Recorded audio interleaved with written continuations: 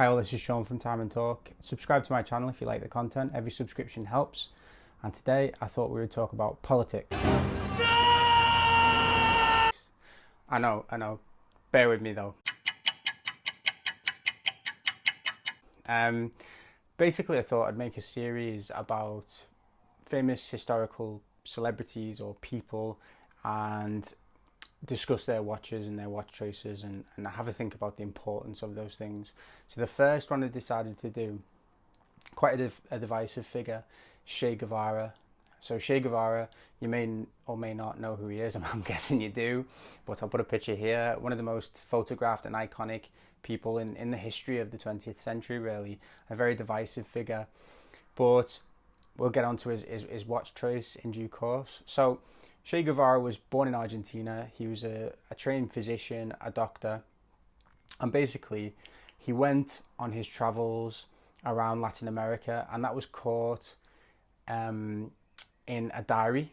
It was documented in a diary that he made called the Motorcycle Diaries, which was then made into a film. I think it's starring Gael Garcia Bernal.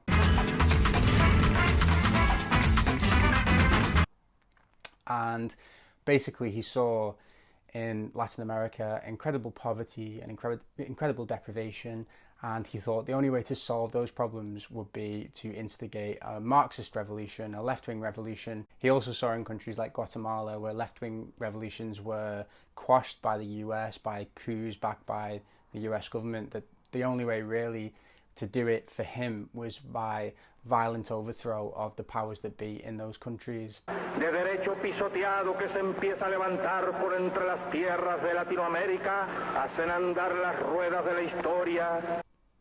So he came to the conclusion that Marxism is the way forward, left-wing revolutions is the way forward, and eventually he found himself in Cuba and he joined up with Fidel Castro, and they instigated a guerrilla war in Cuba, which then came in 1959 to the Cuban Revolution, which overthrew the dictator or the leader at the time, who was called Batista. Basically on the 1st of January 1959, early on in the morning, Fulgencio Batista boarded a plane to the Dominican Republic and the Cuban Revolution was done.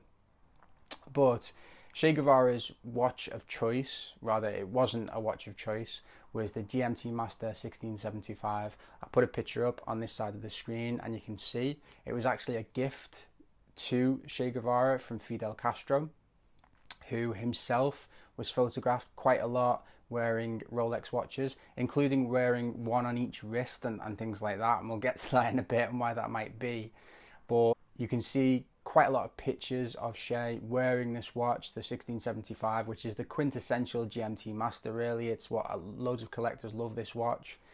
And I think in terms of the GMT Master and in terms of the Rolex in particular, it's quite a good choice. I mean, if you think Che Guevara, Fidel Castro, anti-capitalist communists who wanted to instigate a left-wing revolution in various countries, they also obviously, Rolex is not an anti-capitalist brand. I mean, it stands for luxury, it stands for expensive things, it stands for status, and appears to completely go against what Fidel Castro and what Che Guevara held dear. But obviously, you may or may not know that in the 60s, these watches were not the status symbols that they are now. They were $100, $200. So the GMT Master 1675 will have cost between $100 and $200. So it wasn't as out of reach to the common man, if you like, as it is now. And also the GMT Master in particular was a good choice because Che Guevara's whole thing, his raison d'etre, if you like, was to instigate revolutions in other countries. So it would be a good idea to know what time it was in various other countries. And I think that's why Fidel Castro wore two watches, one on each wrist, and they were both Rolexes. It wasn't kind of you see rappers and people like that doing that now as a sign that they've got more money than anyone else. I don't think it was that as such. It may be. And Fidel Castro was criticized a lot for having, taken a lot of the state's money during the Cuban Revolution. But I think that's why he did it. Che Guevara is actually a very divisive character. I was reading a little bit about this on a watch forum, and people were getting a little bit upset that this was being discussed. You know, how dare we discuss an evil man's watch choice, you know, that type of thing. And it was, why don't we discuss someone a bit more wholesome, like Paul Newman or someone like that? And that's a completely fair point, but these people have historical importance, and Rolex actually used Che Guevara's image in an advert. I'll put a picture up here. I'm not sure if it's real, to be honest, and they don't really go into that sort of thing now. That shows you really the iconography of Che Guevara and how popular his image has become. He himself was a very, very complex guy, so obviously he seemed to care about people. He wanted equality, and he instigated revolutions across the world, including in Cuba, to, in his view, to bring a better life to these people. But he also was known to lead executions of the people who deserted from the army and the people who'd been against him in the warfare for the revolutions.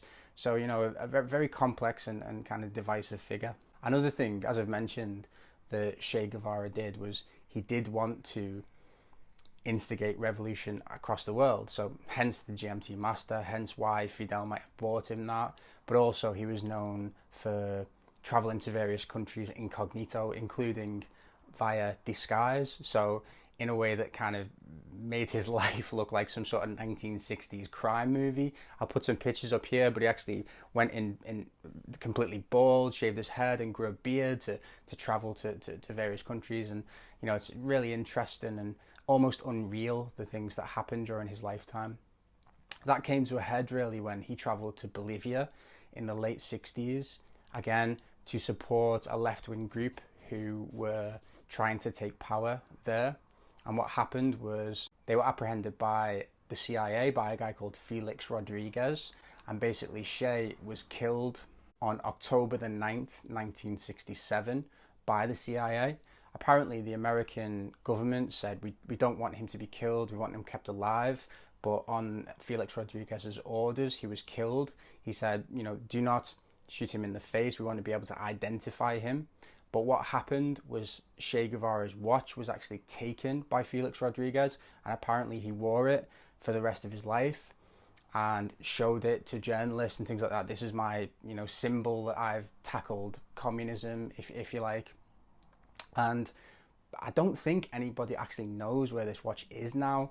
So could you imagine the historical provenance and the worth of this watch if it was ever uncovered, if it was ever auctioned? Because as divisive as Che Guevara was, he's an important historical figure, and we know that he's one of those people whose image has been used for iconography purposes. I mean, teenage bedrooms across the world have had his picture on them, and t-shirts and various things, and the anti-capitalist icon whose work has been used for capitalist purposes to make a profit. I mean, it's another interesting thing about his life. So yeah, so Che Guevara, a very, very interesting one. So if you were to cast a film and the film was about left-wing revolutionaries taking over a country, no way would you have them wearing a Rolex. You would think that would be too unbelievable, that people wouldn't buy it. But here are these two left-wing revolutionaries, Fidel Castro and Che Guevara, who actually owned Rolexes, one of whom wore them on each wrist and didn't feel ashamed of it. You know, we're photographed wearing these watches and are associated with the watch brand now. And is it a hypocritical thing? Is it that we should condemn them for their choice of watch and say, you know, how can you wear a Rolex when you're supposed to stand by these ideals? Or is it a testament really of how much the image of Rolex has changed over the last few years? So, you know, people with left-wing sympathies, particularly communists, would not be caught dead, I don't think, wearing a Rolex nowadays, but maybe would be surprised, because at the end of the day, back in the day, they were tool watches. They were something that you could tell, for the GMT master, you could tell the time in various countries, and you could use it in guerrilla warfare and it would still work and things like that. So maybe it isn't that much of a strange choice, if you like. So yeah, so that's Che Guevara's watch, the GMT Master 1675. Obviously there are other historical people that I'm going to cover. Hit me in the comments if you think there are any people that you would like to hear about and their choice of watch. If you like my channel, please subscribe, and thanks very much.